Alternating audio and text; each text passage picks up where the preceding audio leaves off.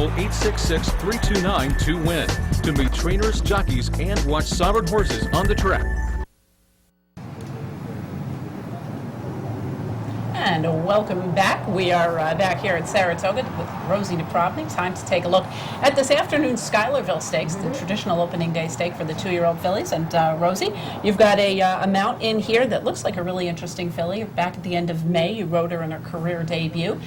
This is Fully Living, and I believe we have a little bit of video clip. Talk us through what the race was like. That was a first-time starter for her.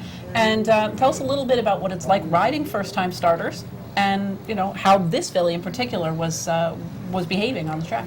Well, you can see she didn't win by very much, but her race was very impressive anyway. She broke very sharp from the inside, and then the Pletcher horse, who's actually, I believe, the favorite in the race, came up on the outside, and we sat in a very uncomfortable spot, which is probably one of the worst spots that you can be in, especially in a speed race, is about a half a length behind the leader and on the inside. I mean, that takes a lot of courage, especially for a filly, especially for a 2-year-old, especially for a first-time starter 2-year-old. So this is why she was so impressive.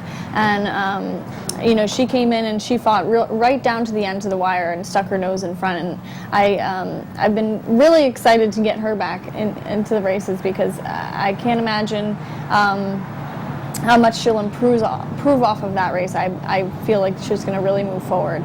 She's been breezing in the morning and rating really well and just working fabulous. So I've really got high expectations for her this afternoon.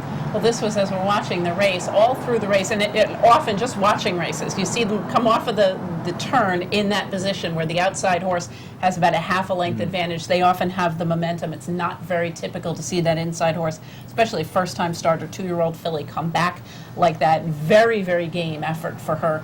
She's going to have to deal with the filly on the outside again. Todd Pletcher's filly is back in this race now, having broken her maiden. So, you've got to figure there might be a little bit of change from first to second and now up to third time for her.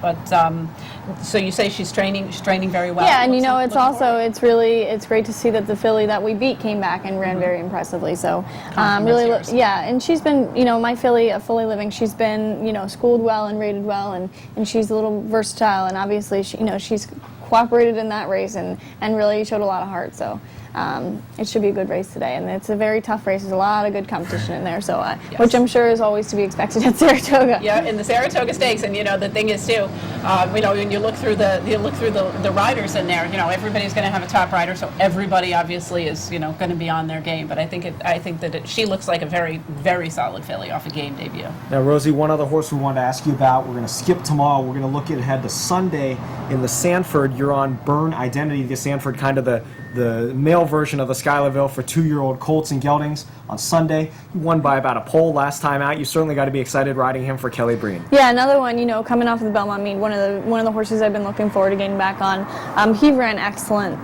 in that maiden race at Belmont, and he just was much the best that day and has tons of speed. And I breezed him actually after that race as well, and he's been training really well, working well. I haven't been on him in a couple weeks, but I know I spoke to Kelly the other day, yesterday or the day before, and he said that he was training very well. So another one I'm really excited for. Burn Identity won his last start by 14 lengths, so he'll be one of the favorites in the Sanford coming up. Before we let you go, we had your agent Matt Musiker on yesterday. Talk a little bit about the relationship the jockey has with their agent and how important it is for you to work together to get you the best possible mounts.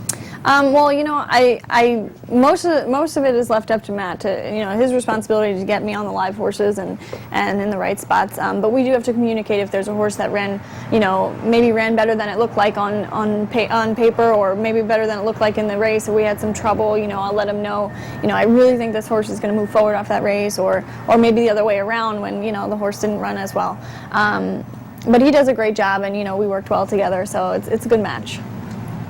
I think that it certainly has been a very good match, and tell us a little bit about the decision to move into New York. It's obviously a tremendous jockey colony. You certainly have lived up to any expectation and exceeded, in some cases, expectation. I followed Fairgrounds over the winter time, so I was not the least bit surprised that you moved into New York and started winning a lot of races, because you had done so well, obviously in the Mid-Atlantic and down south.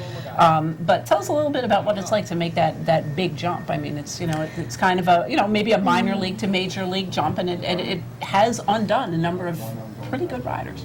Well, New York's been a goal of mine for a while. I was actually rode the winners at Aqueduct, 08, 09, and 09, 2010.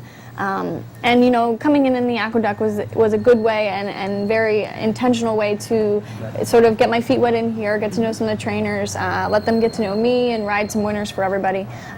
While most of the stiffer competition was down in Florida, and I think that really worked to my advantage. Then taking a break from New York and going into the fairgrounds, I just had tons of momentum coming out of the fairgrounds, and a lot of people were really impressed with having been leading riding there. And the Derby really set me forward, and then winning the Oaks this year really gave me another big push, and so I really just thought it was a good timing to come into New York, into such a strong colony with a lot of momentum. And I think having the right representation here is very important, because if you don't have the connections, you're not really going to have the business. So I'm very happy to be working with Matt, and we've done great so far. So Saratoga is going to be tough for every single one of us. So we'll need a little luck, but also a lot of hard work will pay off. I'm sure that you will certainly put in the hard work, and as I'm not sure who it was, somebody famous once said, funny how all the people that work the hardest seem to have the best luck. So I would imagine that you're set up for a very, very impressive meet this year, and I certainly wish you all the best. Thank you, appreciate it. Thanks for being here. Thank you. Thank you very much to Rosie Napravnik for taking out a little bit of time on a very busy day to introduce herself to the Capital District audience. I think we've got a tremendous star in the making here in Saratoga. We've obviously seen a lot of her riding downstate, but first time here in Saratoga on a regular basis, and I am looking forward to a very big meet from Rosie Napravnik. Best of luck to Rosie. We will pause for a brief message, and when we return, we'll be joined by the president of Capital OTB, Mr. John Signor. Please stay with us.